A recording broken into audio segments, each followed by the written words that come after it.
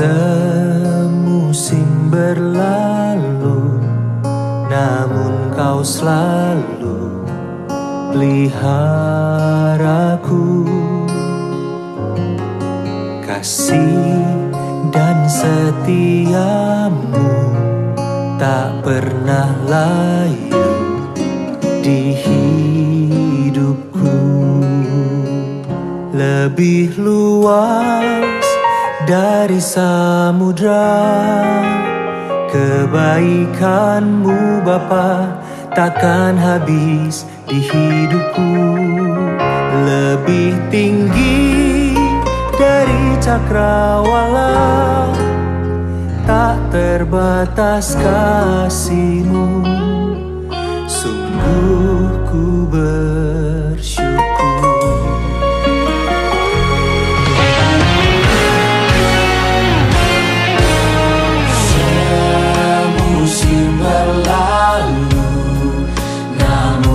Selalu peliharaku. Kasih dan setiamu, kasih dan setiamu tak pernah layu di hidupku. lebih luas dari samudra, kebaikan-Mu Bapa takkan habis di hidupku. Lebih tinggi dari cakrawala, tak terbatas kasih-Mu. Sungguh ku bersyukur.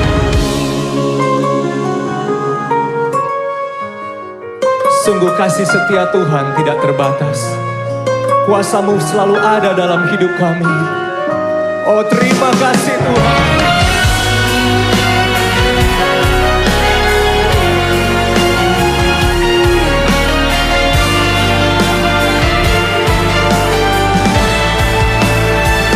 Lebih luas dari samudra, kebaikan-Mu Bapa takkan habis di hidupku. Lebih tinggi dari cakrawala, tak terbatas kasih-Mu. Sungguh ku bersyukur. Dari samudra, kebaikan-Mu Bapa takkan habis di hidupku. Lebih tinggi dari cakrawala, tak terbatas kasih-Mu. Sungguh ku bersyukur. Tak terbatas kasih-Mu.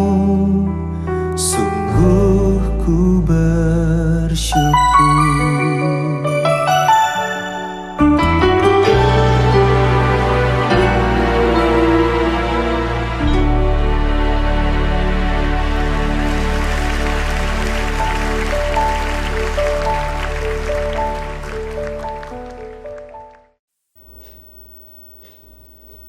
Shalom, Bapak, Ibu, Saudara-saudaraku yang terkasih dalam Kristus. Di akhir tahun ini, kembali kita akan diisi dengan kebenaran firman Tuhan yang akan memperlengkapi, membekali kita menuju tahun yang baru. Kita kembali belajar, kembali kita mengingat bagaimana Tuhan yang berkarya dalam hidup kita. Terlebih dahulu kita akan berdoa. Bapa yang baik, kami bersyukur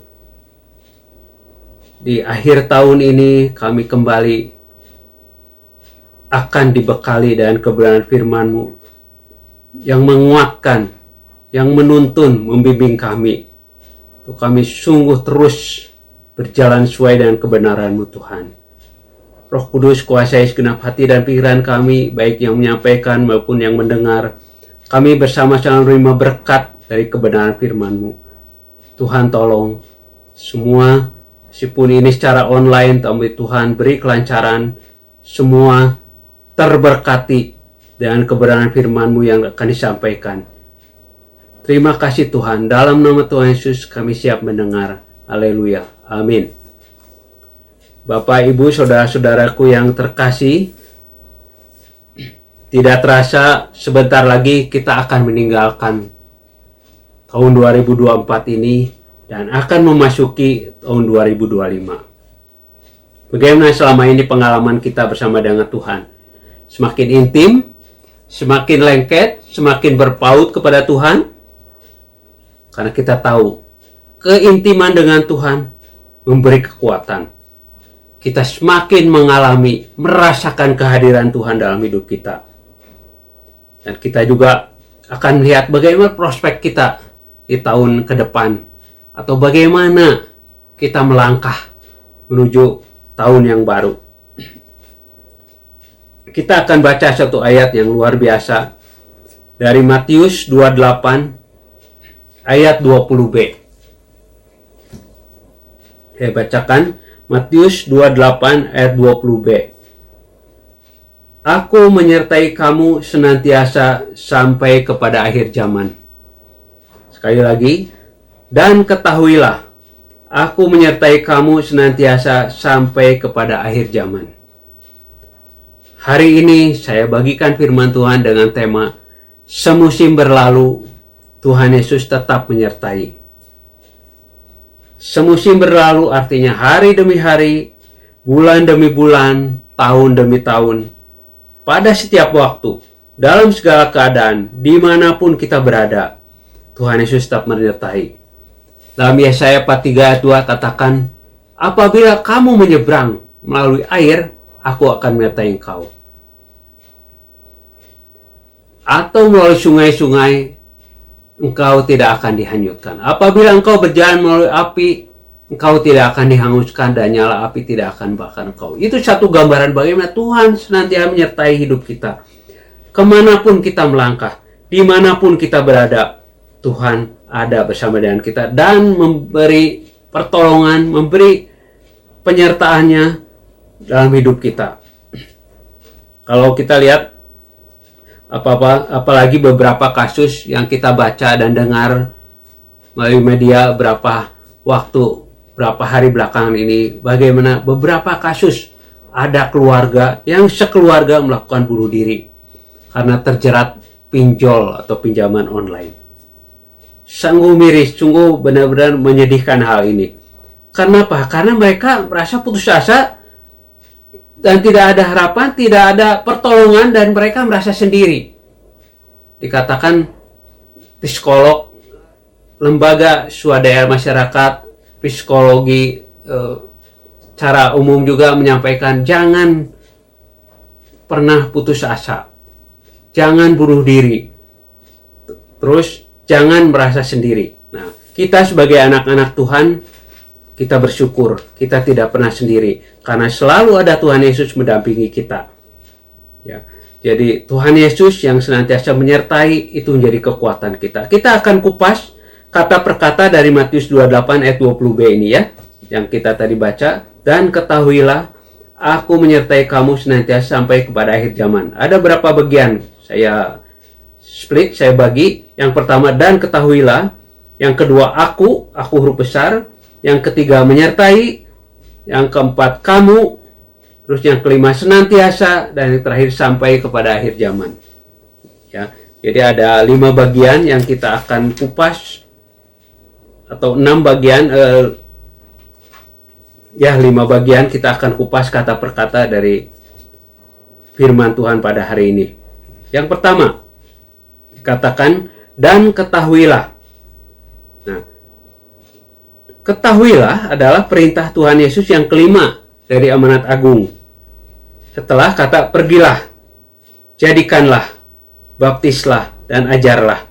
Nah, ini terambil dari Matius 28 di sebelahnya ayat 19 sampai 20. Jadi ada perintah Tuhan Yesus, ada 5 di sini, yaitu pertama pergilah, terus jadikanlah, baptislah, ajarlah, dan yang terakhir ketahuilah.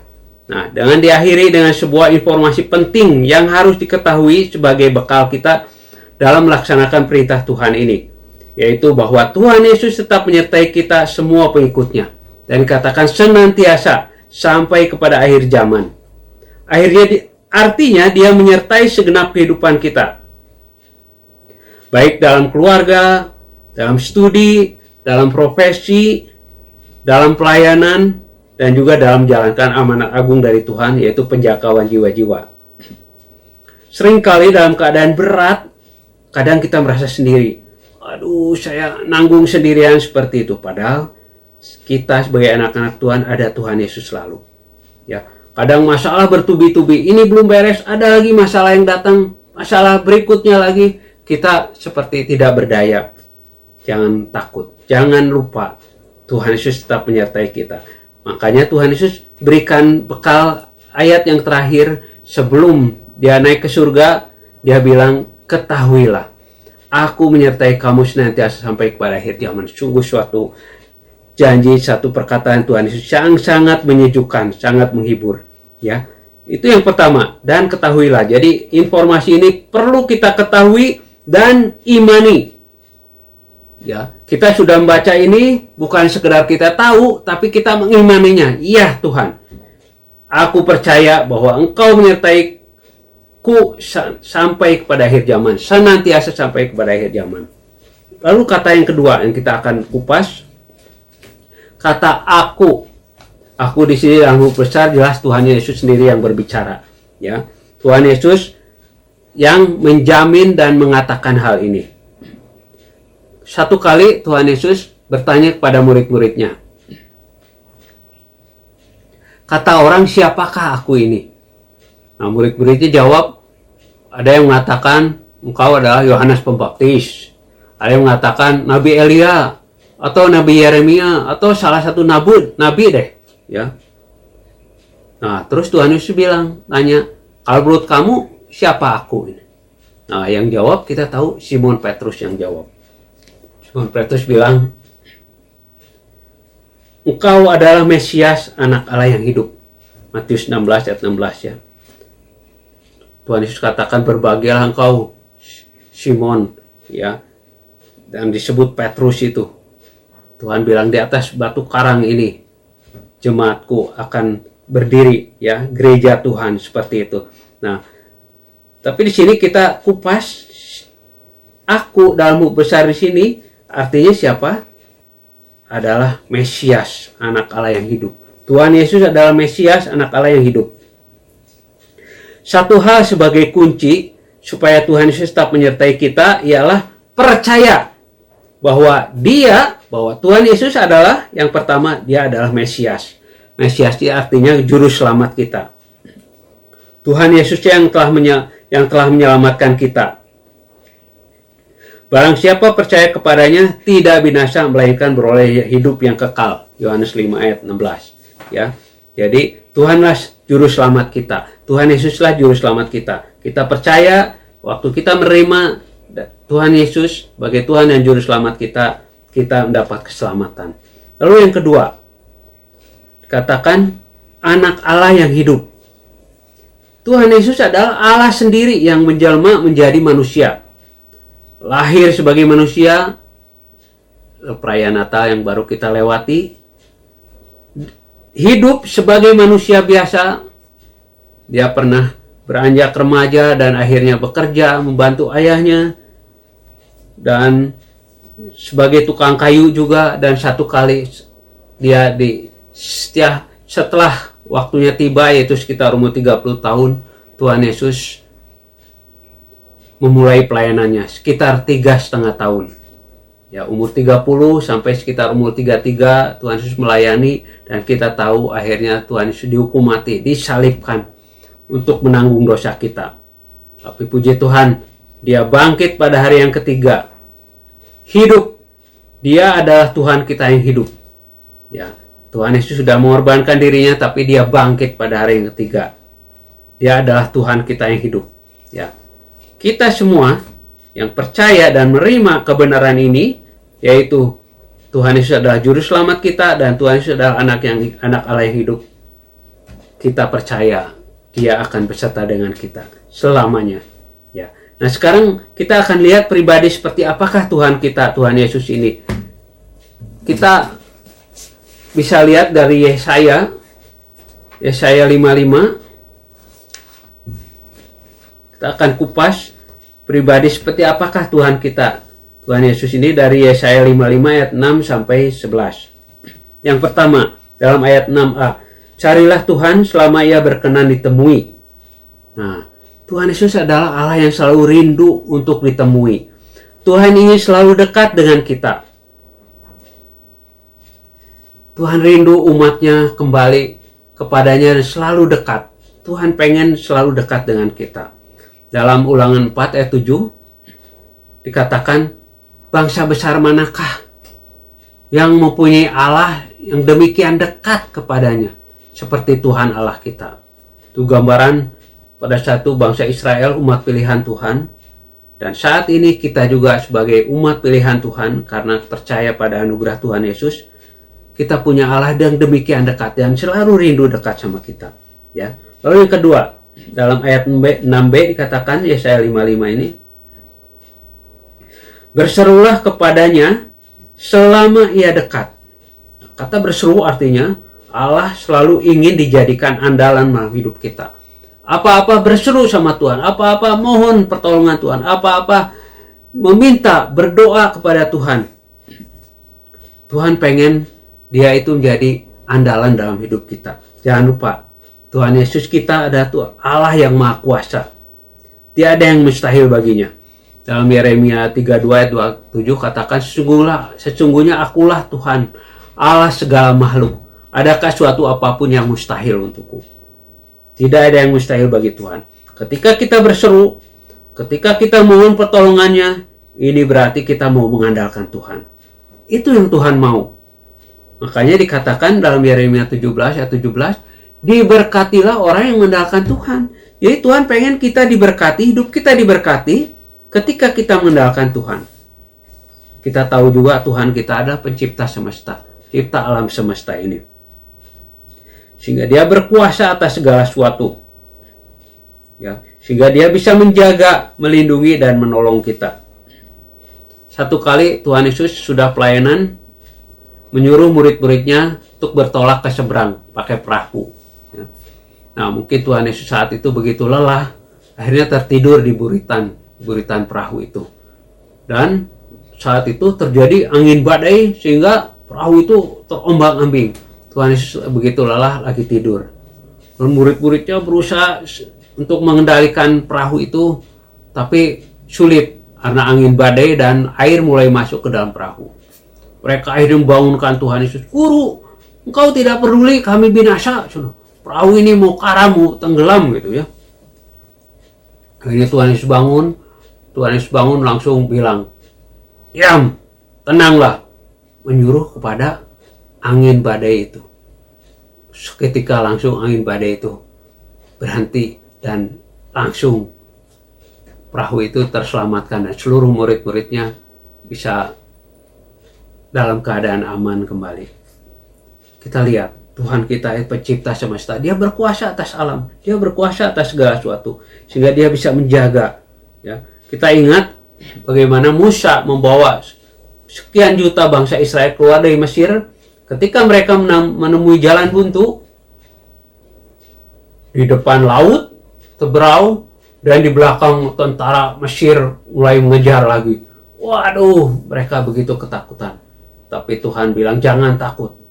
Dan Musa waktu membentangkan tangannya, si laut itu terbelah dan mereka berjalan di tanah kering. Karena laut juga ciptaan Tuhan, semua dalam kuasa Tuhan. Demikian juga waktu Yosua mau masuk ke negeri Kanaan, harus melewati sungai Yordan. Gimana nih melewati? Jutaan orang harus melewati seperti ini.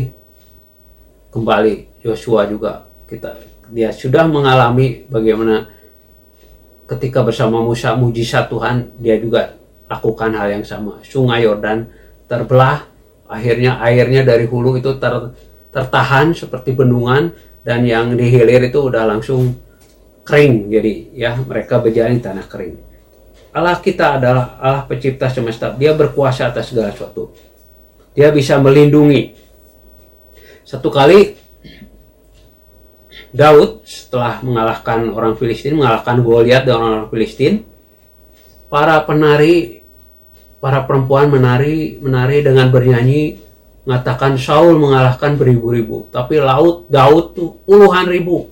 Wah, dari situ Raja Saul tuh iri dan dengki pada Daud. Waduh, lama-lama ini tahta bisa kerebut sama Daud nih. Sejak situ jadi Saul tuh benci sama Daud. Padahal Daud yang sudah mengalahkan Goliat itu ya, melalui pertolongan Tuhan. Ketika Daud seperti biasa main kecapi di depan Saul dan dirasuk roh jahat. Daud di depan lagi main kecapi dan ada tombak di tangan Raja Saul. Aku akan menancapkan Daud ke dinding supaya mati. Itu tombak itu, dan Raja Saul itu seorang gagah perkasa. Dikatakan 2 kali lemparkan tombak itu pada Daud, itu dalam satu ruangan ya, artinya berdekatan, tapi meleset 2 kali. Kenapa? Karena Tuhan menyertai Daud. Tuhan melindungi. Ya, bagaimana bisa ruangan kecil itu dilempar tombak kepada Daud, tapi bisa 2 kali juga meleset. Ya, Tuhan melindungi. Lalu satu kali juga ada satu kejadian yang luar biasa juga, aneh. Ini bagi penyertaan Tuhan bagi anak-anak Tuhan ya. Raja Yosafat satu kali itu dia joinan sama Raja Israel pada saat itu, Raja Ahab, untuk berperang dengan musuhnya, ya, Raja Aram. Nah, si Raja Aram udah ngasih petunjuk pada panglimanya, kamu jangan melawan seluruh bangsa Israel. Cukup kamu cari aja pentolannya itu Raja Israel, kamu bunuh, udah gitu, udah perang bisa beres gitu. Ya, itu luar biasa kalau saya pelajari cerita Alkitab, dan ini memang luar biasa karya Tuhan. Dan Raja Ahab, Raja Israel pada saat itu punya strategi juga. Udah ke Raja Yosafat, pada situ Raja Yehuda ya, mereka berjoinan. Kamu nyamar aja di Raja Israel, aku akan nyamar jadi tentara biasa aja.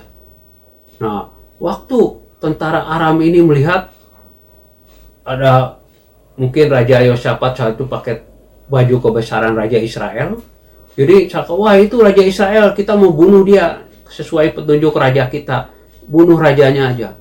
Mereka udah mengepung Raja Yosafat pada situ. Udah Raja Yosafat nggak akan dapat tertolong. Tapi saat itu katakan Raja Yosafat berteriak berseru minta tolong sama Tuhan, dan dikatakan Tuhan menolongnya. Kalau kita bisa buka dari 2 Tawarikh 18 ayat 31 ya. Yosafat berteriak dan Tuhan menolong. Bagaimana cara Tuhan menolong? Tuhan membujuk tentara musuh itu untuk meninggalkan dia. Luar biasa kan karya Tuhan. Mungkin tentaranya, wah ini bukan Raja Israel atau gimana. Tuhan buat mereka menjauh meninggalkan Raja Yosafat. Akhirnya Raja Yosafat selamat. Itulah bukti Tuhan menyertai anak-anaknya. Anak-anak yang setia, anak-anak yang hidup takut akan Tuhan, Tuhan sertai. Ya. Berikutnya kita lihat dalam ayat 7. Baiklah orang fasik meninggalkan jalannya dan orang jahat meninggalkan rancangannya. Baiklah ia kembali kepada Tuhan, maka dia akan mengasihaninya, dan kepada Allah kita, sebab ia memberi pengampunan dengan limpahnya. Jangan lupa, Allah kita Allah yang maha kasih dan berlimpah pengampunan. Itu dia sudah buktikan.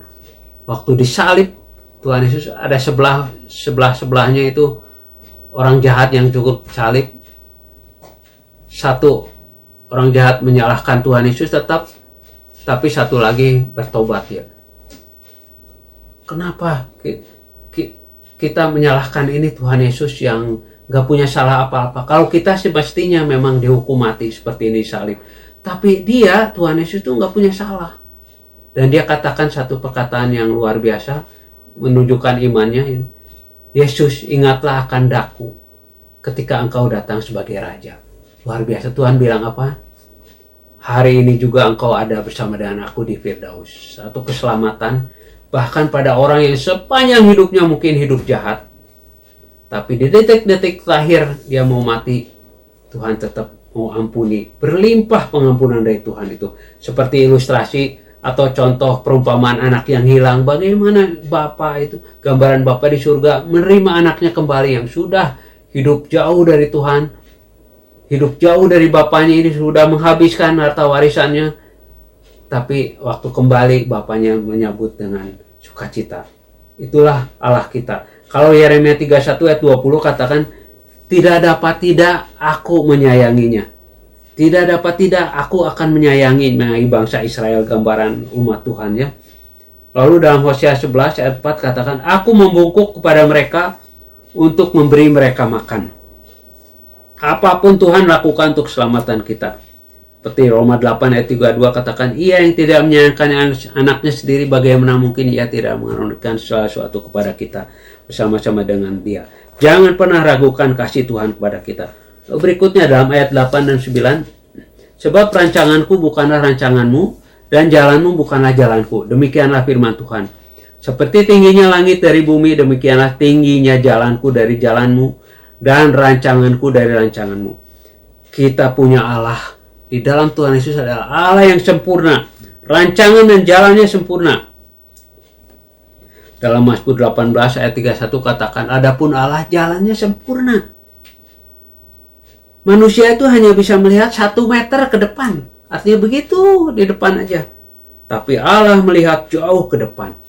Seperti Yusuf, ya, anak Yakub. Dia dikasih mimpi sama Tuhan sedari muda bahwa saudara-saudaranya akan datang sujud menyembahnya. Wah, saudara-saudaranya mengolok-olok dia.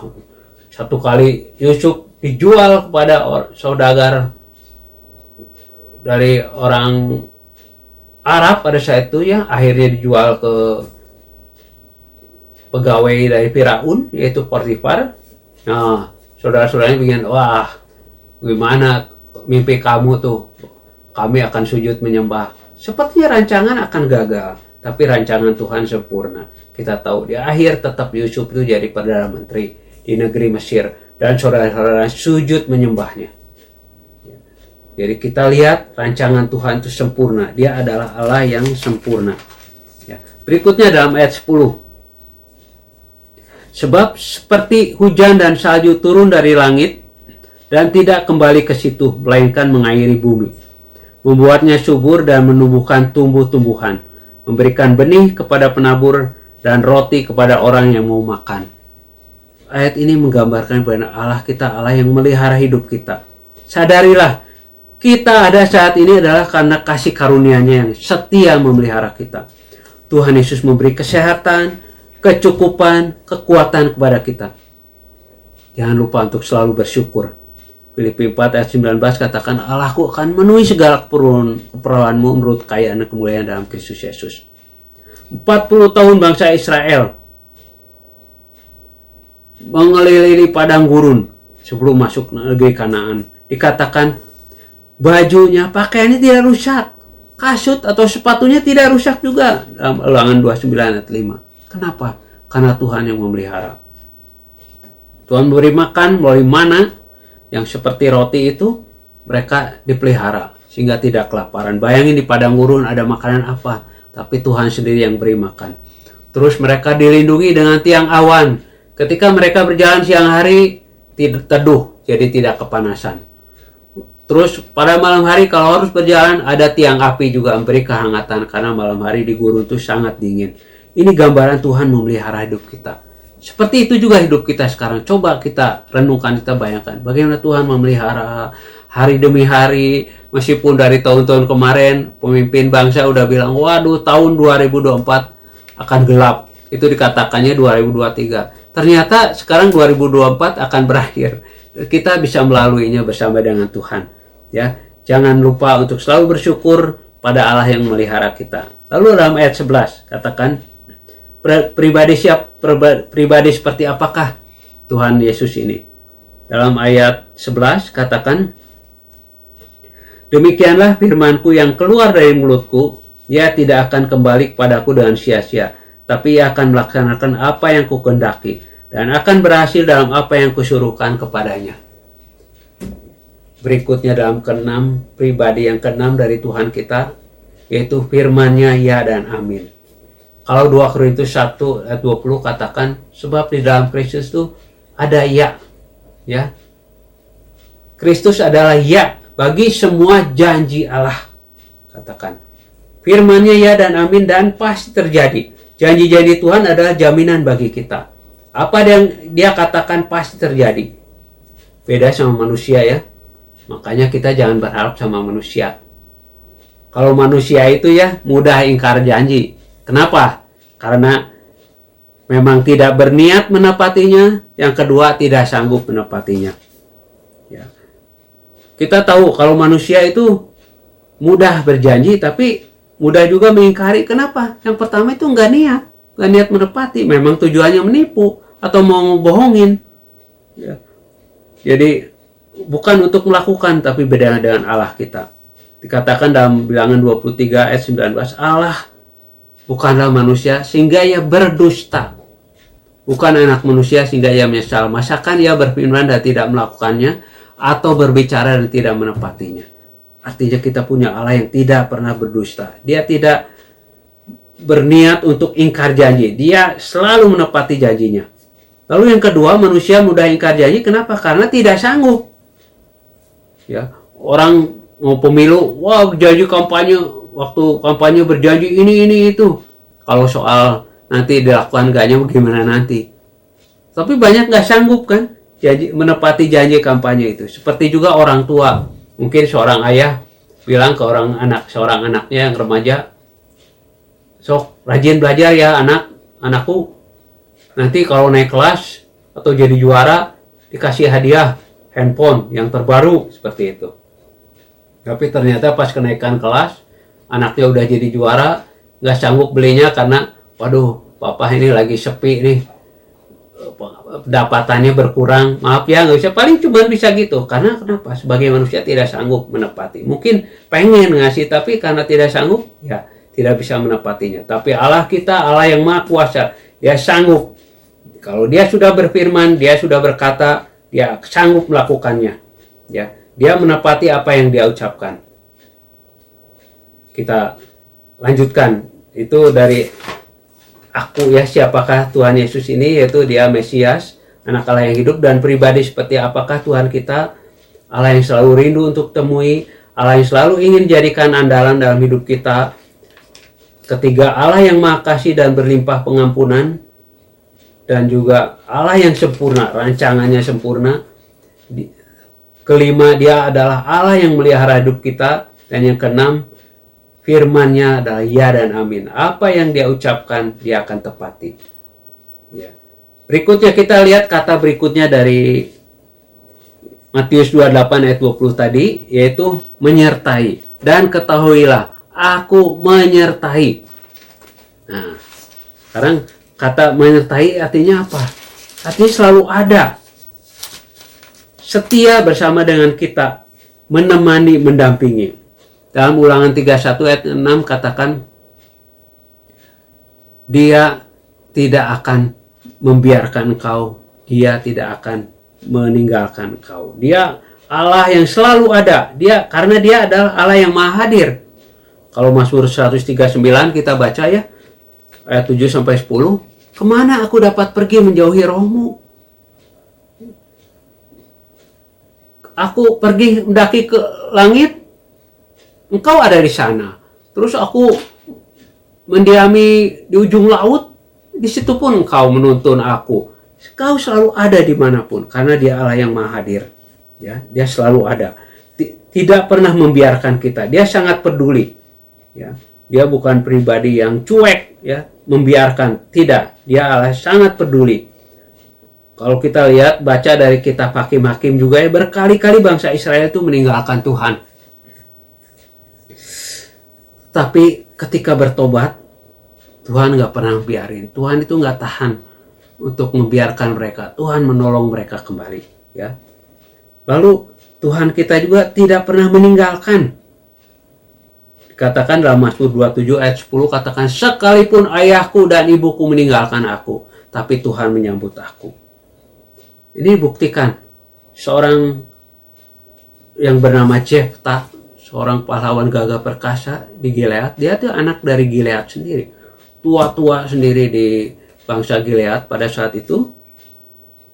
Tapi dikatakan dia seorang pahlawan gagah perkasa, tapi anak perempuan sundal. Jadi saudara-saudara yang lain dari istri yang resmi itu mengusir dia. Kamu gak dapat warisan dari keluarga kami, ayo pergi. Nah, tapi kita tahu ketika saat itu bangsa Israel dijajah oleh musuhnya, dan mereka minta tolong. Mereka melihat sosok Jeftha ini yang seorang pahlawan gagah perkasa. Akhirnya memang Tuhan mengangkat dia jadi hakim. Tuhan menyertai. Sekalipun orang tua meninggalkan, tapi Tuhan tetap memilih ya setiap anak-anaknya. Tuhan tetap menyertai, tidak pernah meninggalkan. Lalu berikutnya, kata berikutnya dari Matius 28 ayat 20b ini, aku menyertai kamu. Nah, sekarang kita kupas kata kamu itu siapa? Siapakah orang yang selalu sertai Tuhan? Jelas para pengikut Kristus, seperti Tuhan Yesus katakan pada murid-muridnya sebelum dia naik ke surga, yaitu pada para pengikut Kristus. Nah, para pengikut Kristus, saya ambil gambaran dari Mazmur 103. Ya. Mazmur 103. Siapa sih orang yang sertai Tuhan ini? Mazmur 103 ayat 17 dan 18. Tetapi kasih setia Tuhan dari selama-lamanya sampai selama-lamanya atas orang-orang yang takut akan Dia. Yang pertama, siapa orang yang sertai Tuhan? Tuhan bicara kata kamu ini kepada siapa? Kepada orang-orang yang takut akan Tuhan. Kita tahu Yusuf, anak Yakub, disertai Tuhan. Dan dia takut akan Tuhan. Satu kali dia sudah bekerja enak-enak di rumah Potifar. Dan istri Potifar itu menggodanya untuk berbuat zina. Tapi Yusuf menolak. Bagaimana mungkin aku melakukan kejahatan yang besar ini? Dia takut sama Tuhan. Dia tidak mau melakukan dosa ini karena dia takut akan Tuhan. Lalu yang kedua, kepada siapa Tuhan menyertai ini? Yaitu kepada dalam ayat 18a-nya, Mazmur 103 ayat 18a, bagi orang-orang yang berpegang pada perjanjiannya.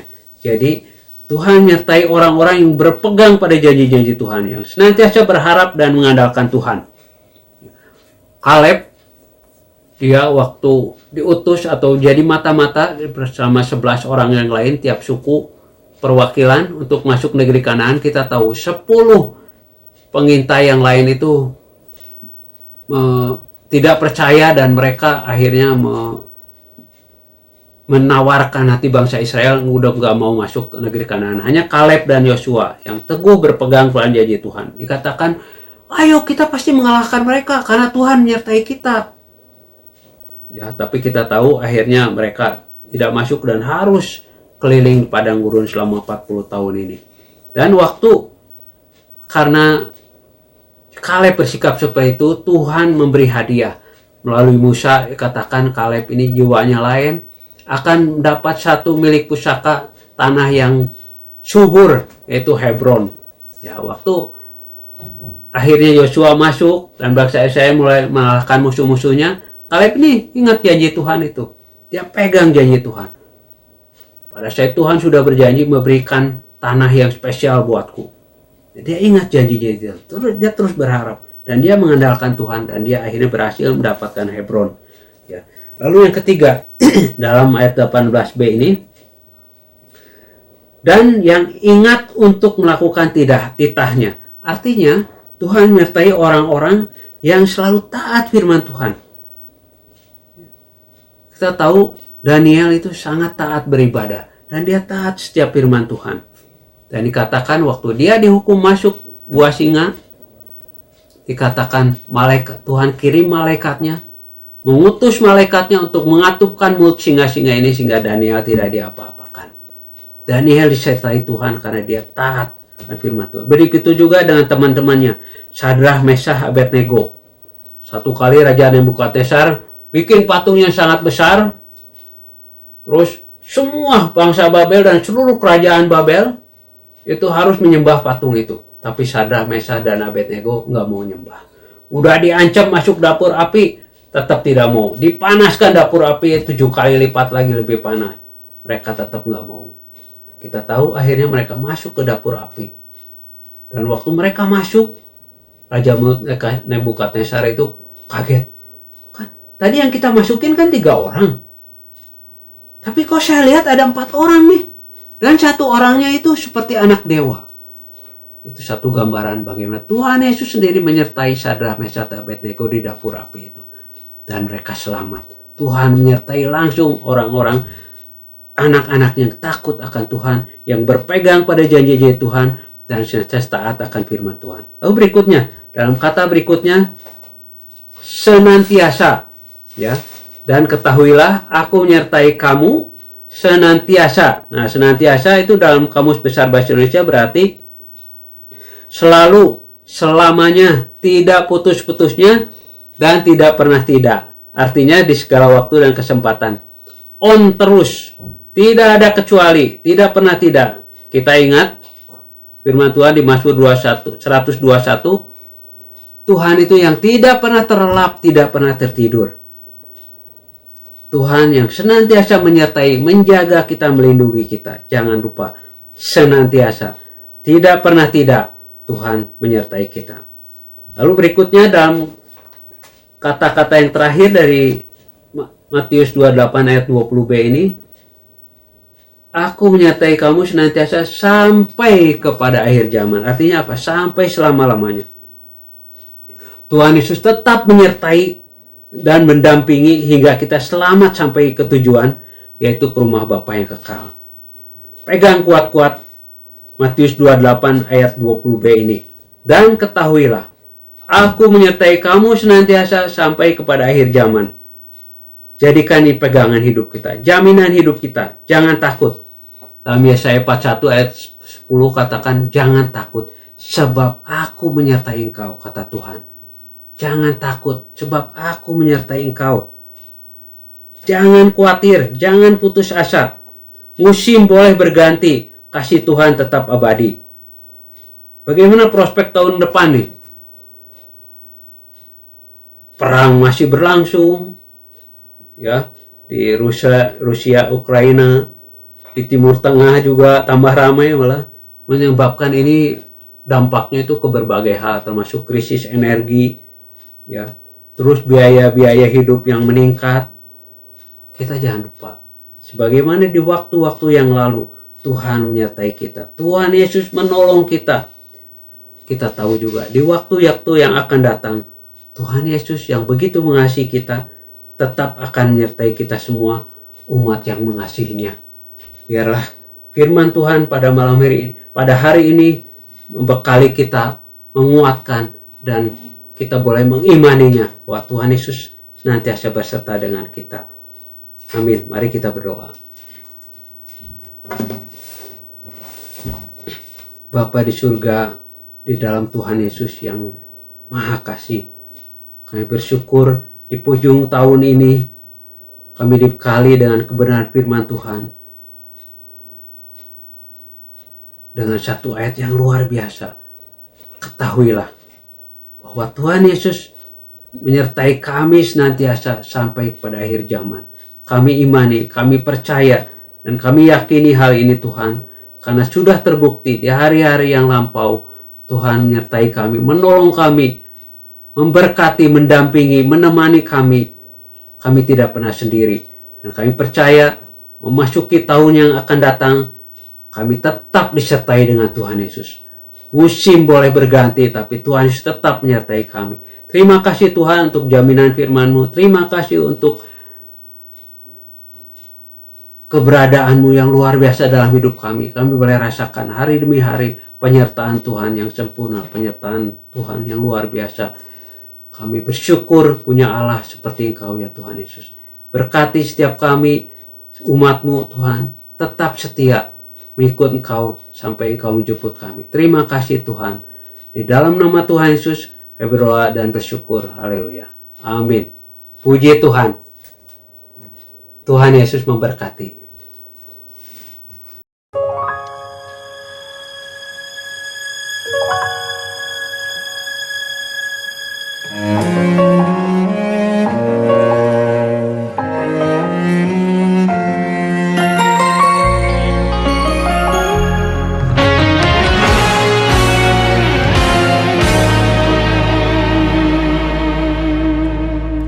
Semusim berlalu, namun kau selalu peliharaku.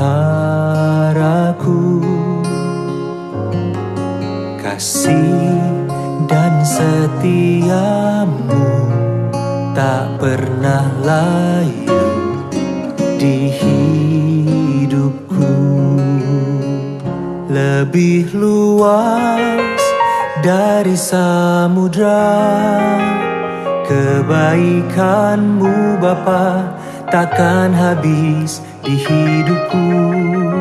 Lebih tinggi dari cakrawala, tak terbatas kasih-Mu. Sungguh ku bersyukur.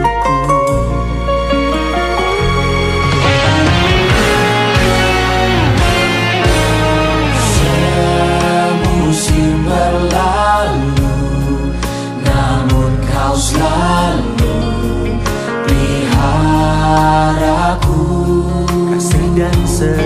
Kasih dan setiamu tak pernah layu di hidupku. Lebih luas dari samudra, kebaikanmu Bapa takkan habis di hidupku. Lebih tinggi dari cakrawala, tak terbatas kasih-Mu. Sungguh ku bersyukur. Sungguh kasih setia Tuhan tidak terbatas. Kuasa-Mu selalu ada dalam hidup kami. Oh, terima kasih Tuhan.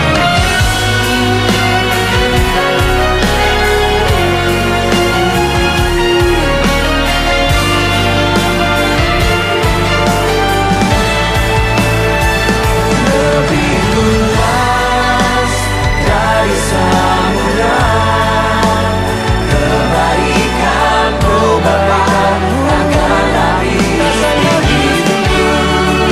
Lebih tinggi dari cakrawala, tak terbatas kasih-Mu. Sungguh ku bersyukur. Dari samudra, kebaikan-Mu Bapa takkan habis di hidupku. Lebih tinggi dari cakrawala, tak terbatas kasih-Mu. Sungguh ku bersyukur. Tak terbatas kasih-Mu, sungguh ku bersyukur.